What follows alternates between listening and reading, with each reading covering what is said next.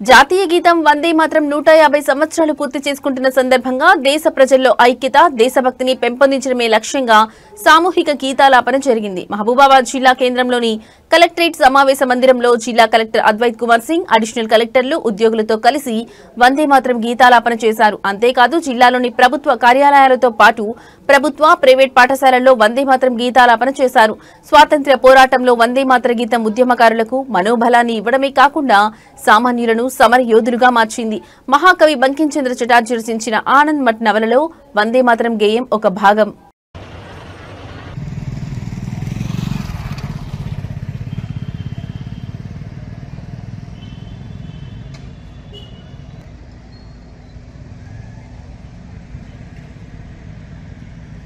వందే మాతరం శ్రీధరాం సస్యశ్యామలాం మాతరం వందే మాతరం శుభ్రజ్యోత్స్నా పులకితయామినీ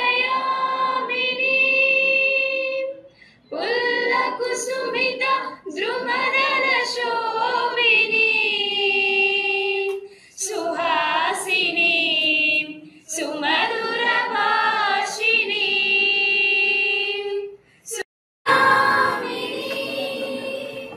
పుల్లకుసుమిత ద్రుమద భాషిని సుగదాం వరదాం మాతరం వందే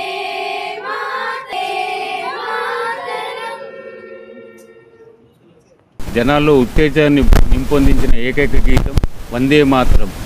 ఈ గీతాన్ని బంకించంద్ర చటోపాధ్యాయ గారు 1905లో రచించడం జరిగింది. ఆ కార్యక్రమం పురస్కరించుకుంటూ వారి యొక్క 150వ జన్మదినాన్ని ఆధారంగా చేసుకుంటూ ఈరోజు మన కలెక్టరేట్ సముదాయంలో అందరి అధికారులు, వివిధ విభాగ అధిపతులతోటి ఈ కార్యక్రమం ఇక్కడ నిర్వర్తించడం జరిగింది. ఈ కార్యక్రమాన్ని మన జిల్లా కలెక్టర్ గారి ఆదేశాలతో అన్ని ప్రభుత్వ పాఠశాలల్లో తప్పనిసరిగా నిర్వర్తించడం జరిగింది.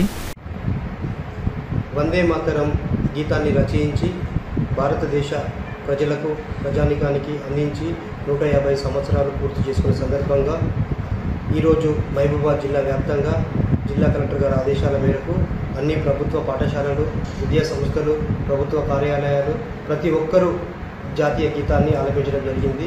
దేశభక్తిని రగిలించి వందే మాతరం గీతాన్ని రచించిన బంకించంద్ర చటర్జీ గారి యొక్క పాటను గుర్తు చేసుకొని ఈరోజు ఆయన రచించిన గీతాన్ని అందరూ ఆలపించడం జరిగింది.